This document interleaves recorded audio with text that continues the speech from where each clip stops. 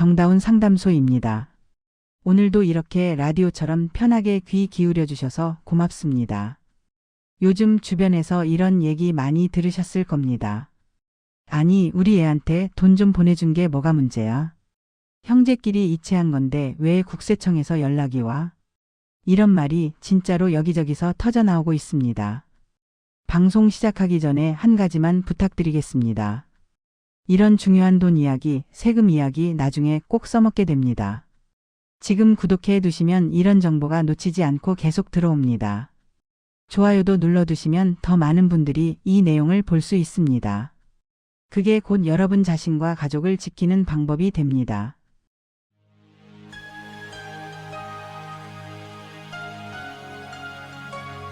지금 정다운 상담소와 함께하고 계십니다.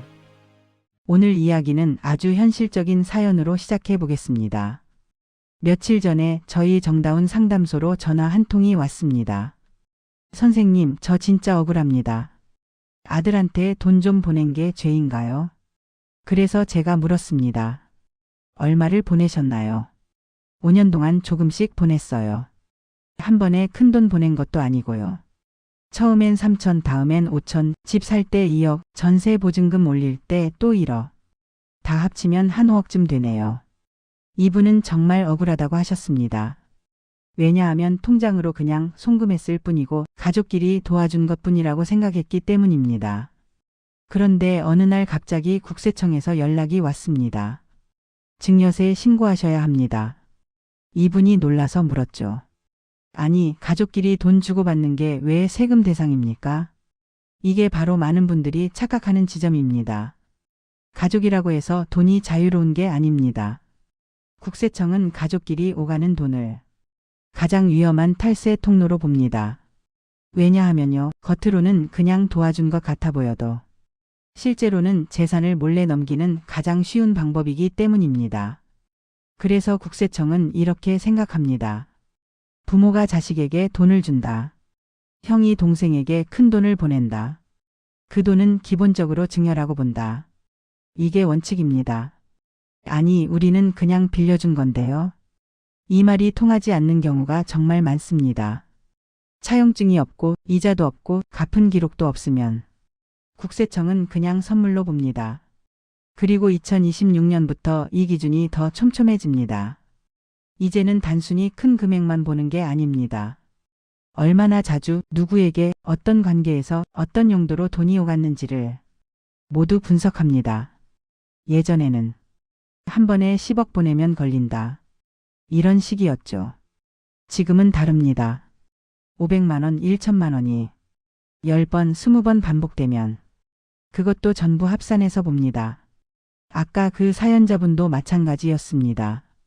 본인은 몇 년 동안 나눠서 줬으니까 괜찮을 거라고 생각했지만 국세청 시스템에서는 부모 자식으로 억 이동. 이렇게 딱 찍혀버린 겁니다. 여기서 더 무서운 이야기가 나옵니다. 같은 5억을 보내도 어떤 집은 아무 일도 없고 어떤 집은 세무조사를 받습니다. 선생님, 도대체 그 차이가 뭡니까? 이 질문을 정말 많이 받습니다. 그 차이는 바로 기록과 구조입니다. 돈을 어떻게 보냈느냐, 그 돈의 성격이 뭐냐, 그리고 그 집의 전체 재산 구조가 어떠냐. 이 세 가지에 따라 국세청의 판단이 완전히 달라집니다. 선생님, 그러면 대체 어떻게 보내야 안전한 건가요? 아까 그 사연자분도 결국 이 질문을 하셨습니다. 이 질문에 대한 답을 제대로 알면 가족끼리 돈 보내는 게 두렵지 않아집니다. 국세청이 제일 먼저 보는 건 딱 하나입니다. 이 돈이 증여냐 거래냐입니다. 증여는 그냥 주는 돈입니다. 거래는 이유가 있는 돈입니다. 이 둘의 차이는 정말 단순합니다. 받은 사람이 그 돈을 갚을 의무가 있느냐 없느냐입니다. 아들이 부모에게 돈을 갚을 의무가 없다. 그럼 그건 그냥 선물입니다. 국세청은 바로 증여로 봅니다. 하지만 아들이 그 돈을 빌리고 나중에 갚아야 한다면 그건 대출 즉 거래가 됩니다. 그래서 부자들은 돈을 이렇게 보냅니다. 아들아, 이건 그냥 주는 게 아니라 빌려주는 거야. 그리고 반드시 세 가지를 만들어 둡니다. 차용증, 이자, 상환기록. 이게 없으면 아무리 가족끼리라도 국세청은 안 믿습니다. 사연자분에게 물어봤습니다. 아드님이 그 돈을 갚고 있나요? 아니요, 그냥 생활비로 쓰고 있어요. 그 순간 이미 게임이 끝난 겁니다. 갚지 않는 돈은 빌린 게 아니라 받은 돈입니다. 이제 더 무서운 이야기 하나 해보겠습니다. 많은 분들이 이렇게 생각합니다. 그러면 한 번에 안 보내고 매달 조금씩 보내면 괜찮지 않나? 2026년부터 이 생각이 완전히 틀어집니다. 국세청은 쪼개기 송금을 가장 의심합니다. 부모가 자식에게 매달 300만 원씩 1년에 3천만 원, 5년 동안 1억 5천. 이건 국세청 시스템에 생활비 지원이 아니라 지속적 증여로 찍힙니다. 그리고 일정 금액이 넘어가면 자동으로 조사 대상이 됩니다. 여기서 중요한 기준이 하나 있습니다. 바로 재산 대비 이동 금액입니다. 부모 재산이 100억인데 자식에게 5억 보냈다. 이건 눈에 잘 안 띕니다. 부모 재산이 10억인데 자식에게 5억 보냈다. 이건 국세청이 바로 봅니다. 왜냐하면 이 집은 재산의 절반을 자식에게 넘겼다. 이렇게 보이기 때문입니다. 그래서 어떤 집은 10억을 보내도 아무 일 없고 어떤 집은 1억만 보내도 연락이 옵니다. 이게 바로 국세청이 보는 비율의 세계입니다. 돈의 액수보다 그 집의 전체 재산에서 얼마를 옮겼느냐가 더 중요합니다. 사연자분은 재산이 약 8억 정도였는데 아들에게 5억을 보냈습니다. 비율로 보면 60%가 넘습니다. 이건 국세청 입장에선 재산을 거의 넘긴 걸로 보입니다. 그래서 세무조사 대상이 된 겁니다. 선생님, 그럼 부자들은 어떻게 하길래 안 걸립니까? 이 질문이 오늘 방송의 핵심입니다. 사실 부자들은 국세청을 피하는 게 아닙니다. 국세청 기준에 맞춰서 움직입니다. 가장 많이 쓰는 방법이 바로 이중 구조입니다. 돈을 그냥 개인에게 보내지 않습니다. 항상 중간에 하나를 끼웁니다. 그게 뭐냐면 법인 임대 또는 투자 구조입니다. 예를 들어 이런 겁니다. 부모가 아들에게 집을 사주고 싶다. 보통 사람은 그냥 3억 보내줍니다. 그 순간 바로 증여가 됩니다. 하지만 부자들은 이렇게 합니다. 부모가 법인에 돈을 넣습니다. 그 법인이 아들에게 월급을 주거나 임대료를 지급합니다. 아들은 그 돈으로 집을 삽니다. 이 돈은 증여가 아니라 소득이 됩니다. 소득은 세금이 있지만 증여보다 훨씬 낫습니다. 또 하나, 부모가 아들에게 5억을 주고 싶다. 보통은 통장 이체. 그럼 바로 증여입니다. 부자들은 부모가 아들 회사에 투자합니다. 지분을 사고 아들은 그 돈으로 사업을 합니다. 이건 증여가 아니라 투자입니다. 국세청은 돈의 이동이 아니라 그 돈의 성격을 봅니다. 그 돈이 노동의 대가냐, 투자의 결과냐, 아니면 그냥 준 돈이냐. 이 세 가지 중 마지막이 가장 위험합니다. 그래서 같은 10억도 아들아 이거 써 하고 보내면 세무조사 회사에 투자한다 하면 끝. 여기서 많은 분들이 오해를 하나 합니다. 나는 부자도 아니고 회사도 없는데 그럼 나는 무조건 세금 내야 하나요? 아닙니다. 중산층도 쓸 수 있는 구조가 있습니다. 바로 차용 구조와 상환 설계입니다. 부모가 자식에게 돈을 빌려준다. 차용증을 씁니다. 이자를 정합니다. 매달 자동이체로 상환합니다. 이렇게만 해도 국세청은 증여라고 보기 어렵습니다. 중요한 건 형식이 아니라 실제 흐름입니다. 진짜로 이자를 받고 진짜로 갚고 있어야 합니다. 서류만 있고 돈이 안 움직이면 그건 바로 걸립니다. 요즘 국세청이 제일 자신 있어 하는 게 있습니다. 바로 자동 분석 시스템입니다. 예전에는 사람이 직접 들여다봤습니다. 지금은 컴퓨터가 먼저 걸러냅니다. 2026년부터는 가족 간 계좌 흐름이 자동으로 묵여서 분석됩니다. 부모, 자식, 배우자, 형제. 이 네 관계는 모두 하나의 금융그룹처럼 묶입니다. 그래서 이런 게 다 보입니다. 부모 통장에서 아들 통장으로 3천. 아들 통장에서 다시 전세 보증금. 그 집 명의는 아들. 국세청 시스템은 이렇게 읽습니다. 부모 돈이 집으로 갔다. 중간에 아들 통장을 거쳐도 소용없습니다. 그래서 가장 많이 걸리는 패턴이 이겁니다. 부모 자식 부동산, 부모 자식 보험, 부모 자식 주식. 이 세 가지가 2026년 국세청의 집중 감시 대상입니다. 특히 부동산은 거의 100% 분석됩니다. 아들이 집을 샀다. 그런데 소득이 부족하다. 그럼 시스템이 묻습니다.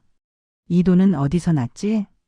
그때 부모 계좌에서 돈이 빠져나온 기록이 있으면 그건 바로 증여 의심입니다. 사연자분도 똑같았습니다. 아들이 아파트 전세를 올렸는데 아들 소득으로는 설명이 안 됐습니다. 부모 계좌에서 1억이 이동. 끝입니다.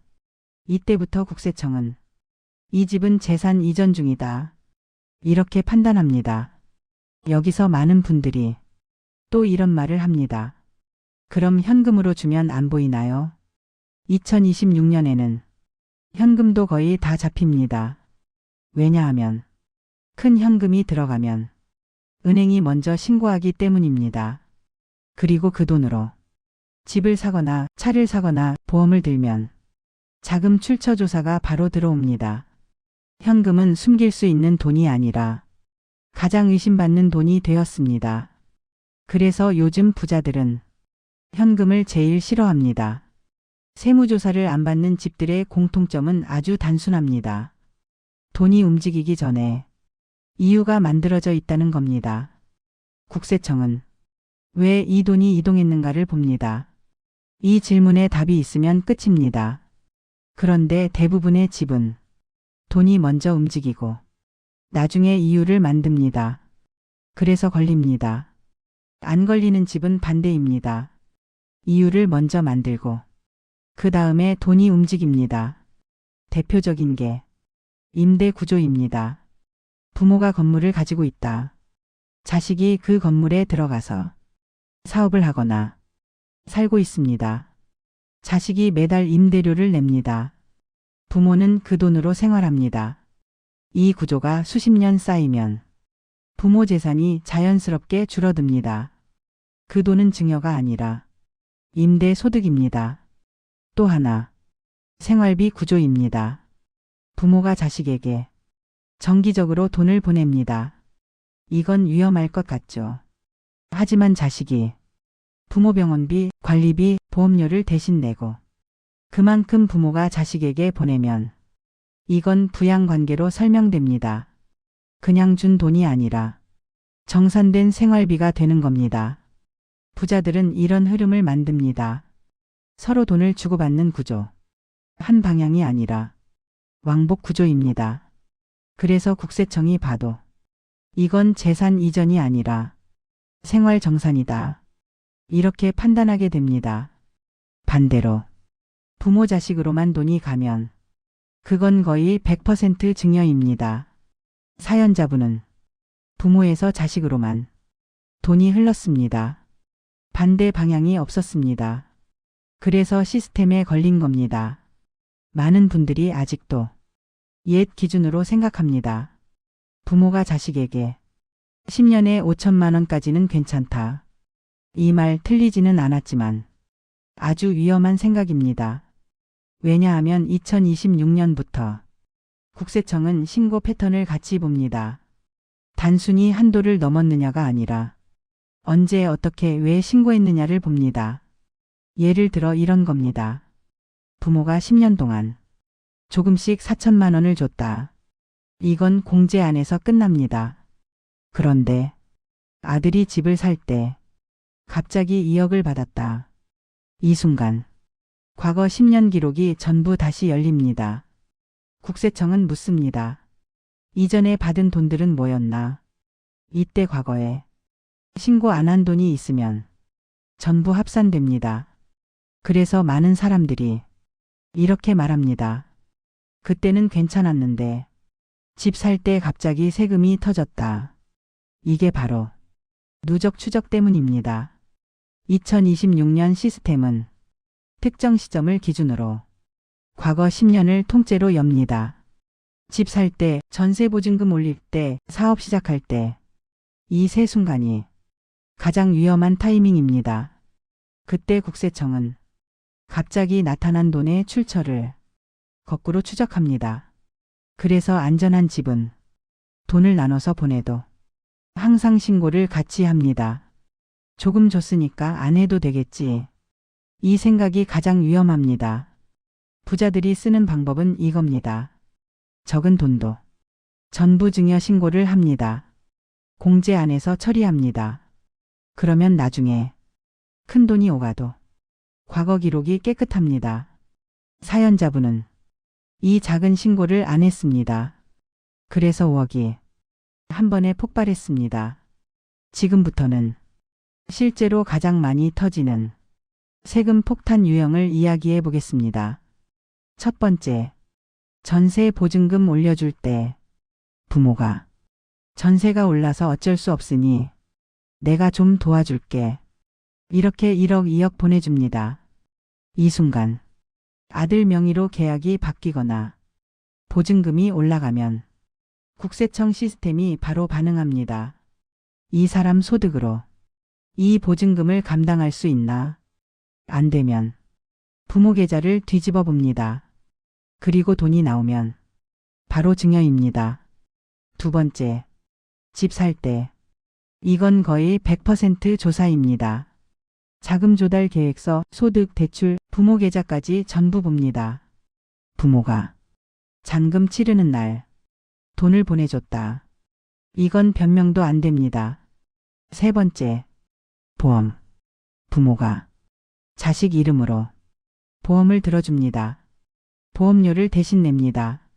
이것도 10년 쌓이면 수천만 원 증여로 잡힙니다. 특히 종신보험, 저축성 보험은 국세청이 아주 좋아합니다. 나중에 돈으로 바뀌기 때문입니다. 네 번째, 주식 계좌. 부모가 자식 계좌로 돈을 보내서 주식을 사게 합니다. 이건 투자가 아니라 자금 제공입니다. 그 돈 자체가 증여입니다. 그래서 계좌만 만들어주고 부모 돈으로 굴리면 나중에 전부 세금 나옵니다. 사연자분은 전세, 집, 생활비, 보험까지 전부 해당됐습니다. 그래서 국세청 입장에서는 완벽한 증여 패턴이었습니다. 세무조사 안 받는 집들의 마지막 공통점이 있습니다. 바로 기록 관리입니다. 이 집들은 돈을 보내기 전에 항상 흔적을 만듭니다. 메모, 계약서, 이체 사유, 문자, 메일. 국세청은 돈만 보는 게 아니라 그 돈의 이야기까지 봅니다. 예를 들어 부모가 자식에게 5천만 원을 보낸다. 이체 메모에 생활비라고 적혀 있다. 그리고 실제로 자식이 부모 병원비, 관리비를 대신 냈다면 이건 맞는 이야기입니다. 하지만 메모에 생활비라고 쓰고 집 살 돈으로 쓰면 그 순간부터 거짓이 됩니다. 그래서 부자들은 이체 사유와 실제 사용 목적이 항상 맞게 관리합니다. 또 하나, 차용증. 이걸 그냥 종이로만 쓰지 않습니다. 공증하거나 전자문서로 남깁니다. 그리고 이자와 상환을 반드시 자동이체로 남깁니다. 국세청은 사람 말을 안 믿고 계좌를 믿습니다. 입으로 빌린 돈이다. 이건 의미 없습니다. 계좌에 이자가 찍혀야 그제야 빌린 겁니다. 그래서 안 걸리는 집은 서류보다 계좌 흐름이 깨끗합니다. 사연자분은 계좌에 남은 게 그냥 받은 기록뿐이었습니다. 그래서 졌습니다. 대부분은 이 생각을 하고 계실 겁니다. 우리는 부자도 아니고 법인도 없고 이미 돈도 좀 줬는데 이제 어떻게 해야 하나요? 괜찮습니다. 지금부터라도 구조를 바꾸면 됩니다. 첫 번째, 과거에 준 돈을 정리하는 방법입니다. 부모가 자식에게 그동안 준 돈이 있다면 그걸 그냥 덮어두면 안 됩니다. 차용으로 바꾸거나 증여로 신고해야 합니다. 이미 썼는데요. 상관없습니다. 지금이라도 차용증을 쓰고 앞으로 상환하면 국세청은 빌린 돈으로 봅니다. 두 번째, 앞으로 줄 돈의 원칙. 절대 그냥 보내지 마십시오. 이유 없는 송금은 2026년에 가장 위험한 행동입니다. 빌려주는 돈이면 차용증 이자 상환, 주는 돈이면 공제 안에서 증여 신고. 이 두 개 중 하나를 항상 선택해야 합니다. 세 번째, 집, 전세, 보험, 주식. 이 네 가지에 부모 돈이 들어가면 무조건 흔적을 남기십시오. 자금 조달 계획, 차용 계약, 증여 신고. 이게 없으면 나중에 전부 폭탄이 됩니다. 사연자분도 이제 이 방법으로 상당 부분을 구제할 수 있습니다. 이미 늦었어도 정리하면 세금이 줄어듭니다. 마지막으로 가장 중요한 말 한마디만 드리겠습니다. 국세청은 돈을 준 사람보다 받은 사람을 더 세게 칩니다. 부모는 괜찮고 자식이 큰 세금을 맞는 경우가 훨씬 많습니다. 그래서 자식을 위한다면 아무 생각 없이 돈 보내는 게 아니라 구조를 만들어야 합니다. 시청자 여러분, 오늘 이야기 정말 길었지만 한 줄로 정리하면 이겁니다. 가족끼리 돈 보내는 게 위험한 게 아니라 아무 구조 없이 보내는 게 위험합니다. 2026년 국세청 기준에서 가장 무서운 집은 부자가 아니라 아무 기록 없이 돈을 주고받는 집입니다. 같은 10억이라도 어떤 집은 평생 아무 일 없고 어떤 집은 인생 최대의 세금 폭탄을 맞습니다. 그 차이는 딱 세 가지였습니다. 이유가 있는가, 기록이 남아있는가, 흐름이 한쪽이 아닌가. 이 세 가지만 지켜도 국세청은 손을 못 댑니다. 사연자분도 지금 이 방송을 듣고 왜 그때 그냥 보냈을까? 이 말을 가장 후회하고 계십니다. 여러분은 그러지 않으셔도 됩니다. 지금부터 구조를 만들면 됩니다. 정다운 상담소는 이렇게 돈 때문에 가족이 다치지 않도록 현실적인 이야기를 계속 드리겠습니다. 지금 구독 안 하신 분들은 꼭 눌러두세요. 이런 정보는 필요할 때는 이미 늦어 있습니다. 오늘 이야기 부모님, 자식, 형제에게 꼭 공유해 주세요. 이게 진짜로 가족을 살리는 정보입니다. 여기까지 정다운 상담소였습니다.